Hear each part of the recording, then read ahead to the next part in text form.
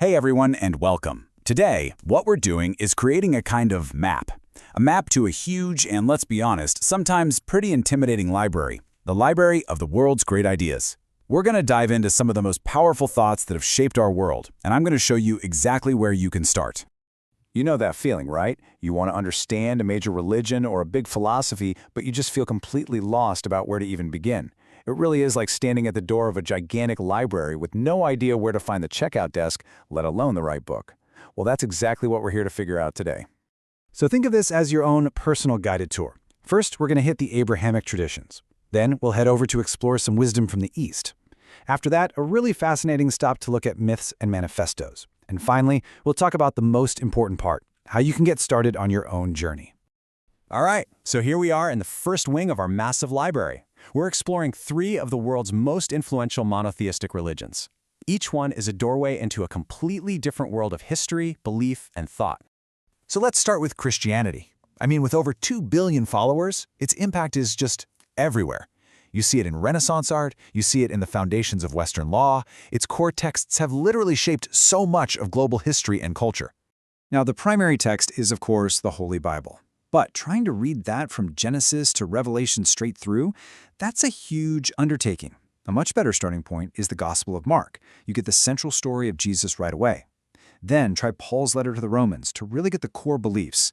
And for guides, C.S. Lewis's Mere Christianity is a classic, super accessible, while McCulloch's work gives you that huge, sweeping historical context. And this is exactly why it's such a great tip. Mark just throws you right into the action. You get the main story without all the long genealogies or the dense poetry you find in the other Gospels. It is without a doubt the most direct way in.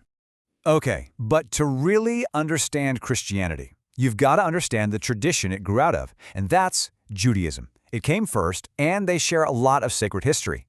Here, the core text is the Torah. That's the first 5 books of the Hebrew Bible. We suggest starting with the book of Exodus. And why Exodus? Because you get it all. You get the epic story of the escape from Egypt and the giving of the law on Mount Sinai. Those are 2 absolute pillars of the faith.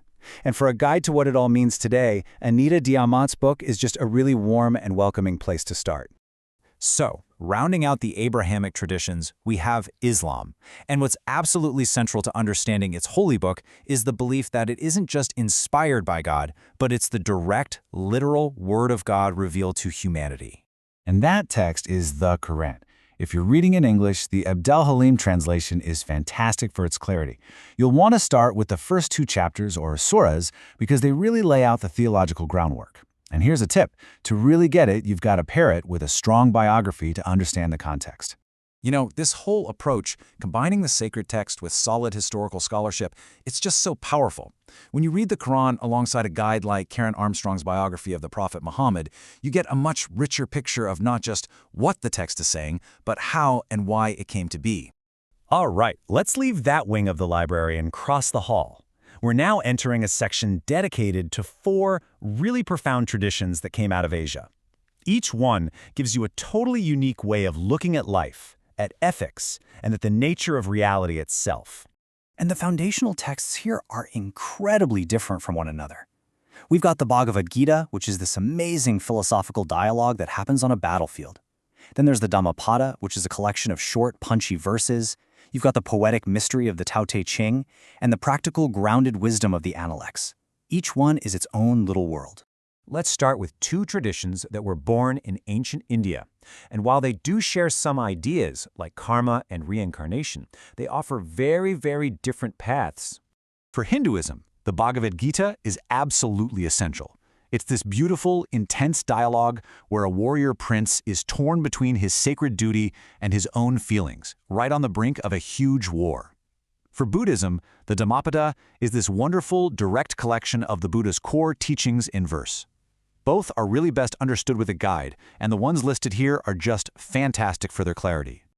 Okay, now let's journey to ancient China and look at 2 philosophical systems that have shaped East Asian culture for thousands of years.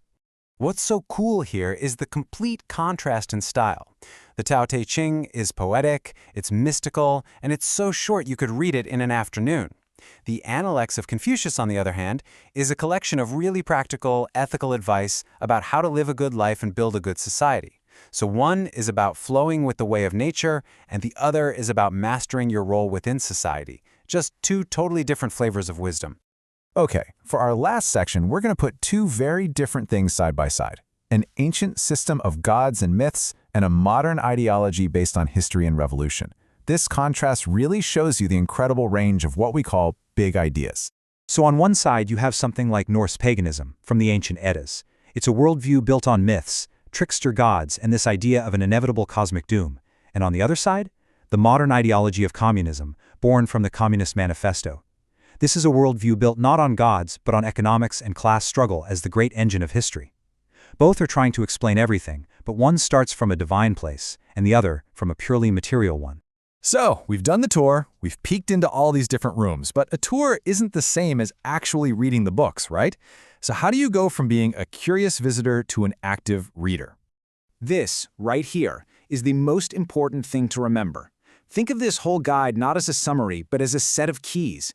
Every book we've talked about is a doorway. It's an invitation to step inside and explore a huge, fascinating new world of thought for yourself. And it really is that simple. Please don't try to learn everything all at once. Just pick one thing that caught your attention today. Was it the poetry of the Tao Te Ching, the epic story in Exodus, the philosophy of the Buddha? Whatever it was, pick one, find that one book, and just begin. That's the real secret. You don't need a doctorate or a lifetime of study just to get started. All you need is a little bit of curiosity and one single book. That first step, opening that first book, is the most powerful one you can possibly take. So, I'll just leave you with this question. After our tour today, looking at all these different pathways to understanding the world, which doorway are you most curious to step through?